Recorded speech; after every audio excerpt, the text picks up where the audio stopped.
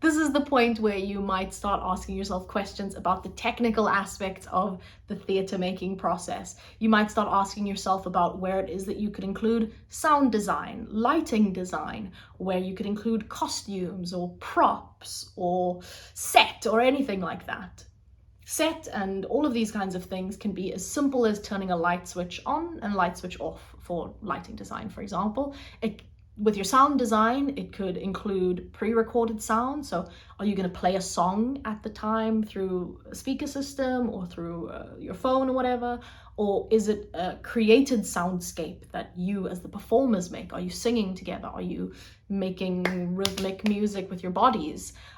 Use all of those bits of information and bits of learning that you've found from other aspects of your arts and culture learning to funnel into this part of the process, because this is where it gets really exciting. And this is where you can actually have a lot of fun with putting the piece together and finding lots of different ways to tell the story.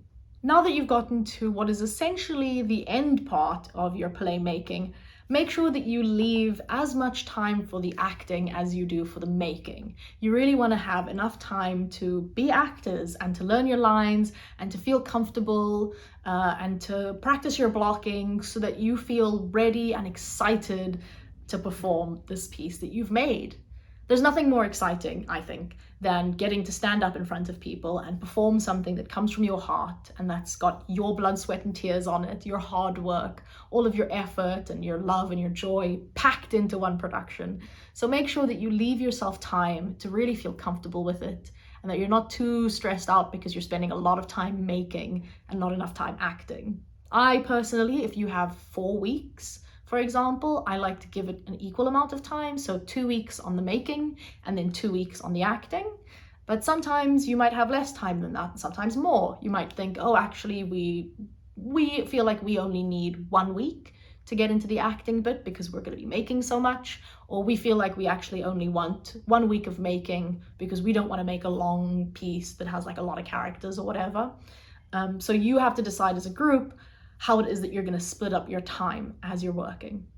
And now that we've gotten to the end, also think about the fact that we spent all of this time making this thing, and find a way to make it exciting for yourself at the end. Find the joy in it again. Find the excitement, find the newness, find the freshness. Go back to the first section that we did of what is it that I'm passionate about? What's lit this fire inside of me? And find that again so that you're always having that fire burning when you're performing. You're always performing with excitement and joy